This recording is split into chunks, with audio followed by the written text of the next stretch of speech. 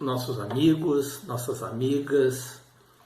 Estamos iniciando mais uma conversa fraterna, buscando reflexões oportunas, buscarmos na doutrina espírita a instrução, buscarmos a consolação e a esperança para nossas vidas, nesses dias em que somos convidados a rever conceitos de todas as ordens. Se fala constantemente em justiça divina, mas como entendê-la? O que é a justiça divina? Como é que nós podemos entender a justiça divina? É a lei de ação e reação? É a lei de causa e efeito? É a lei de retorno? É a que se faz, a que se paga? Mas se eu lhe disser que a justiça divina talvez seja que aqui se repara, que aqui se restaura, que a justiça divina ela não é uma justiça punitiva, pois Deus não castiga nenhuma das suas criaturas, muito pelo contrário, Deus nos oportuniza chances de realizarmos a restauração, construirmos o reequilíbrio daquilo que talvez um dia, num passado distante, ou até mesmo nessa existência, ainda podemos ter a oportunidade de, despertando a nossa consciência, realizarmos esta reparação, reharmonizarmos, reequilibrarmos aquilo que tivermos nos equivocado em determinados instantes da nossa existência atual. Também, onde podemos encontrar essa justiça divina? Onde encontramos essas leis que regem a nossa conduta enquanto espíritos imortais? A justiça divina, é interessante a gente observar que ela se manifesta na nossa programação reencarnatória, no nosso projeto existencial. Ela se mostra nas circunstâncias da nossa caminhada. Ela surge nas oportunidades que se antepõem a nós, se colocam à nossa frente, oportunidades que vêm até nós, naquilo que vem ao nosso encontro. A justiça divina se manifesta naquilo que nos busca. Há certas correntes do pensamento que colocam que estamos aqui em mais uma existência e que temos um certo determinismo. A doutrina espírita nos diz que não seria bem assim, porque o determinismo, tudo estaria previamente fixado. Então, que responsabilidade teríamos? Seríamos felizes ou infelizes, segundo o olhar da vida material? Faríamos isto ou aquilo porque estava determinado. Não teríamos como modificar o caminho. Não teríamos como agir nas circunstâncias. Seríamos tal qual um robô. Mas isso deixaria, se houvesse esse determinismo, perderíamos um atributo que temos como seres espirituais, o livre-arbítrio, que é a liberdade que temos de modificar circunstâncias, de construir novas circunstâncias, de realizarmos circunstâncias mais favoráveis àquilo que nos propomos a buscar na existência. E devemos sim trabalhar por isso, mas sempre pensar naquela chamado a quem serves. Qual é o objetivo das nossas realizações? Lembrando que tudo que nós realizamos gera consequências. Também há correntes do pensamento que falam que tudo que nos acontece seriam fatalidades. Está fatalmente pré-determinado, então não podemos fugir disto. O Livro dos Espíritos, na pergunta 851, a espiritualidade nos diz, na resposta à questão, que a fatalidade só existe no tocante à escolha feita pelo espírito ao reencarnar, de sofrer esta ou aquela prova. Ao escolher lá, ou seja, ao traçar a nossa programação existencial que está em curso, ao escolher as provas, nós traçamos para nós mesmos uma espécie de destino, porque é consequência, essas provas, da posição em que nos encontramos. Elas são necessárias o nosso crescimento, a nossa evolução espiritual. Na 853, também a espiritualidade nos fala que qualquer, então, que seja o período em que um perigo de morte nos ameace, se nós morreremos, se a nossa hora não chegou, se nós morreremos. Os Espíritos nos respondem que nós não morreremos, que nós podemos nos livrar de um perigo. E ainda colocam na obra que disso nós temos milhares de exemplos, mas que quando chega a nossa hora de partir, nada nos livra. Deus sabe com antecedência qual o gênero da nossa morte. E também sabemos, Deus sabe, está na nossa programação existencial, o período em que deveremos retornar da vida material. Então, isso são momentos que estariam necessariamente circunscritos à nossa existência aqui na Terra. No momento da nossa chegada, o momento da nossa partida e o gênero da nossa morte. Isso tudo tem a ver com as nossas necessidades evolutivas, isso tudo tem a ver com a nossa necessidade de reparação, de restauração, de reequilíbrio. Até o próprio gênero da nossa morte pode ter a ver com algo que tenhamos ainda em débito, em aberto. E naquela forma, a nossa última realização na Terra, que vamos passar por este último evento, também pode fazer parte do nosso catálogo de obras que temos que realizar. Dores, às vezes, que temos que sentir. Provas que temos que ser submetidos. Pois bem, e onde estão então as leis de Deus, pelas quais deve-se cumprir a justiça divina? Kardec fez essa pergunta para a espiritualidade, lá na pergunta 621 de O Livro dos Espíritos, e os Espíritos responderam: pois bem, a lei de Deus está escrita na consciência do homem. Então isso nos chama a atenção que devemos, dentro das nossas possibilidades, agir com maior lucidez, ouvir aquela voz que nos fala lá, como fosse atrás do nosso cérebro, aquele instrumento sutil, aquela voz sutil que nos adverte, mas nós não ouvimos a nossa própria consciência.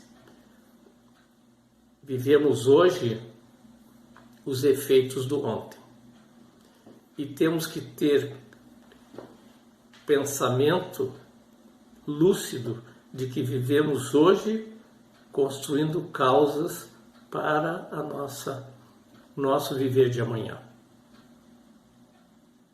A justiça divina, ela se mostra, como eu coloquei ali atrás, em várias circunstâncias. Ela vem até a gente. Ela nos dá a oportunidade de nós fazermos a reparação, a restauração, o reequilíbrio, a reharmonização daquilo que um dia, lá nas existências passadas, ou até mesmo nessa existência, surgem oportunidades que nós não devemos desperdiçar. Nós temos responsabilidade espiritual? Sim, temos. Nós temos responsabilidades como cidadão diante das leis da sociedade, das leis dos homens, das leis do país no qual renascemos, dos códigos, das regras de conduta na sociedade como cidadão.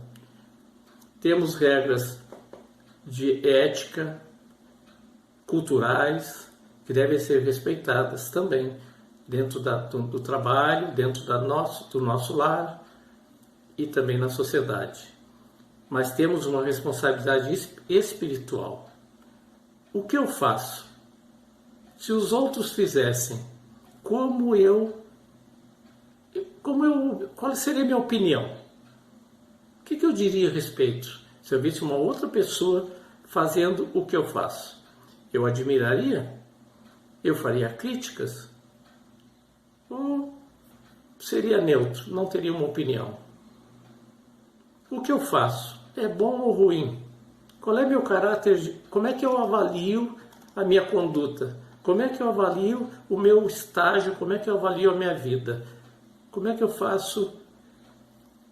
Vejo o saldo da minha existência. É um saldo positivo? É um saldo equilibrado? Há resíduos? Há débitos que eu tenho que cobrir e aproveitar enquanto eu tenho tempo? Quais são os instrumentos da justiça divina? É interessante que a justiça divina tem alguns instrumentos, bem como tem seus mecanismos. Deus usa o tempo e não a violência para nos conduzir de retorno ao bom caminho. Sim, porque nós somos criaturas divinas. Nós temos o DNA divino. E Deus nos criou para sermos espíritos puros. E esta é uma fatalidade divina. Essa é uma fatalidade. Quer queiramos ou não, nós vamos caminhar neste rumo e o alcançaremos daqui a reticências, tempo. A justiça divina se cumpre na terra, como nos diz a espiritualidade, através da injustiça dos homens. A justiça dos homens até pode, em algumas circunstâncias, comete injustiça. Mas na realidade, não há na Terra ninguém que esteja sendo injustiçado. A justiça de Deus se cumpre na Terra através da injustiça dos homens. Os por acaso, os nem sei como aconteceu, mas depois, mais tarde, nós vamos ter consciência de que tudo isto foi necessário, que todas essas ocorrências foram de valor para a nossa retirada de débitos, de equívocos que estavam pressionando nossas consciências. Por isso que é interessante a gente revisar certos conceitos como espíritas aqui na Terra. Por quê? Baseado nisso que falamos da injustiça dos homens à justiça de Deus. Muitas vezes ocorrem fatos conosco ou com familiares que não aceitamos. Aqueles que nos prejudicaram ou prejudicaram familiares vão a julgamento pelos tribunais da justiça dos homens e recebem ali a condenação prevista pela justiça dos homens. E nós, muitas das vezes, não ficamos satisfeitos com aquela condenação, aquela pena que aquele irmão recebe, resultante do erro que ele praticou. Temos que observar se nós buscamos justiça ou se queremos vingança. E o Evangelho segundo o Espiritismo nos fala que a vingança ainda é um sentimento que faz parte do nosso primitivismo. Que o cristão deve rever esses conceitos a fim de evitar seu comprometimento, pois nós temos responsabilidade espiritual.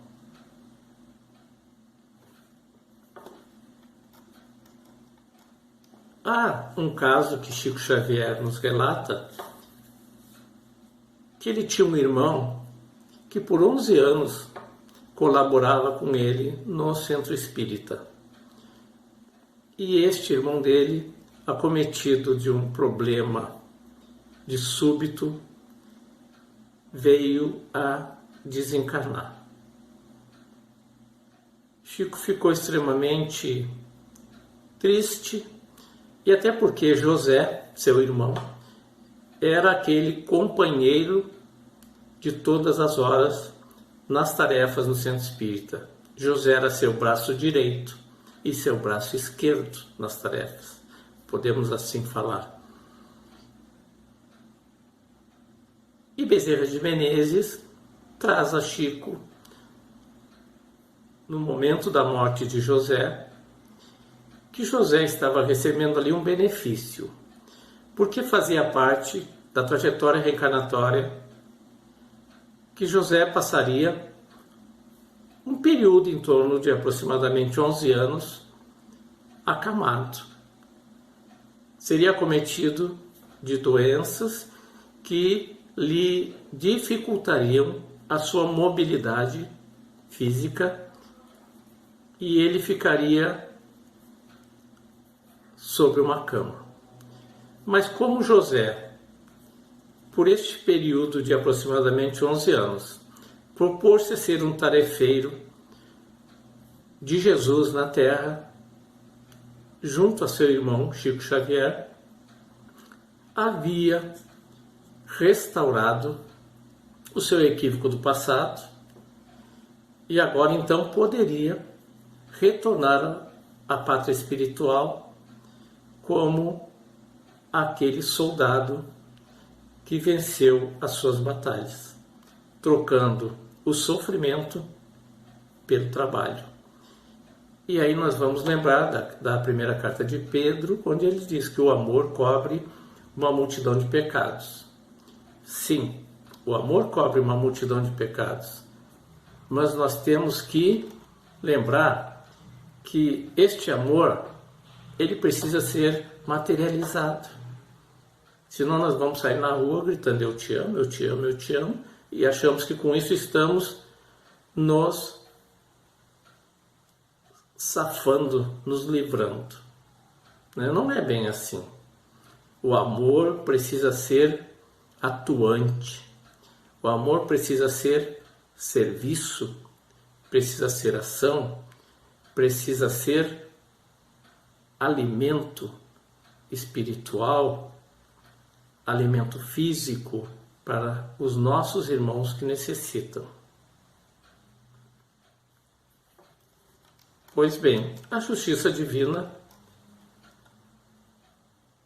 nós explicamos até aqui. O que ela nos propõe, como ela age, o que ela nos pede de resposta, né?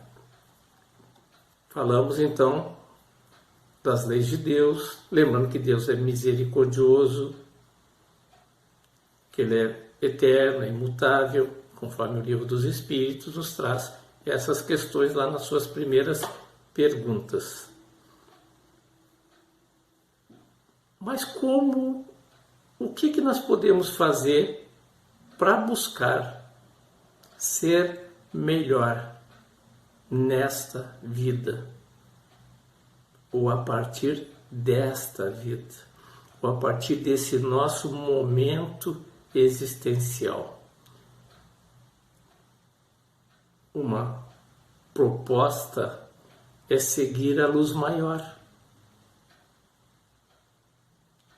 é buscar o testamento que Jesus nos legou, a sua mensagem, o seu Evangelho.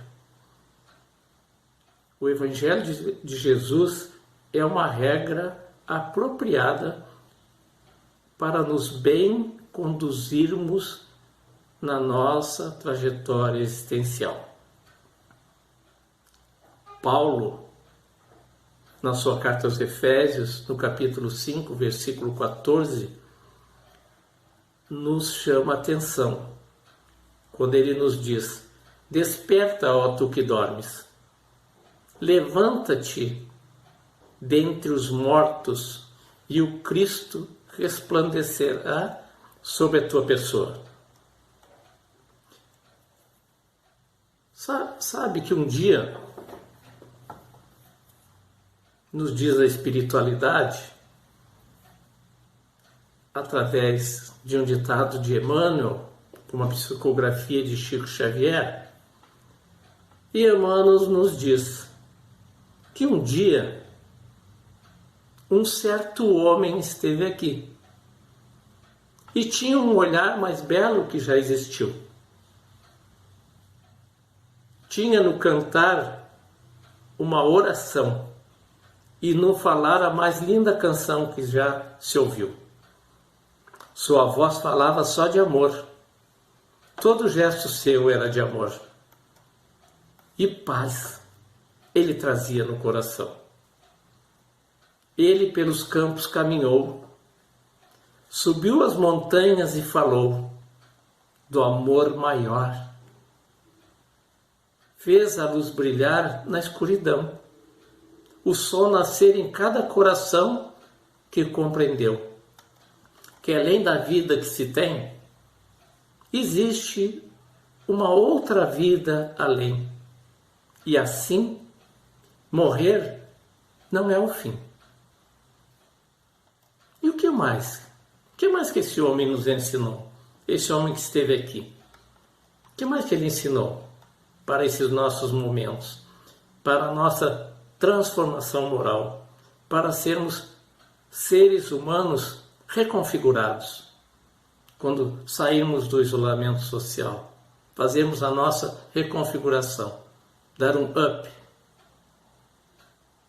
Ele nos disse que devemos amar os nossos inimigos, fazer o bem aos que nos odeiam e orai pelos que nos perseguem e caluniam. Por quê? Diz ele, se somente amardes os que vos amam, que recompensa tereis disso? Ele nos disse, eu sou a luz do mundo. Quem me seguir não andará nas trevas, mas terá a luz da vida. E você? Você se ama? Você se conhece? Aceita os seus defeitos e as suas qualidades? Sabe reconhecer seus erros e acertos com humildade? Então Jesus também tem uma proposta para você. Amarás teu próximo como a ti mesmo. Mas como serei capaz de amar o outro se não me amo? Se não descobrir minha dignidade de filho de Deus, de criatura divina, que você é, que nós somos. E ele nos diz, no mundo tereis aflições, mas tem bom ânimo. Eu venci o mundo. E ele nos ensinou, pela humildade, pela caridade, pelo perdão da ofensa, que é possível vencer esse mundo, passarmos por essas dificuldades. E encerrando, ele nos deixa, no Evangelho de João, no capítulo 14, uma mensagem que fica a nossa mensagem final. Não se turbe o vosso coração. Crede em Deus. Crede também em mim, em Jesus.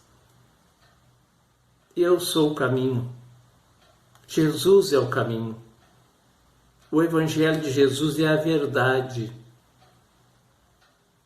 É a luz que nos conduz à vida. E ele coloca que ninguém vai ao Pai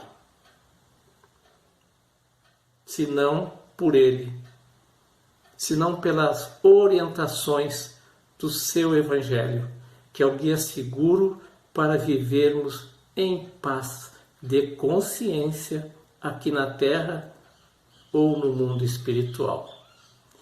Que Deus nos abençoe, muita luz para todos nós, muita paz, harmonia nos nossos lares. Que assim seja.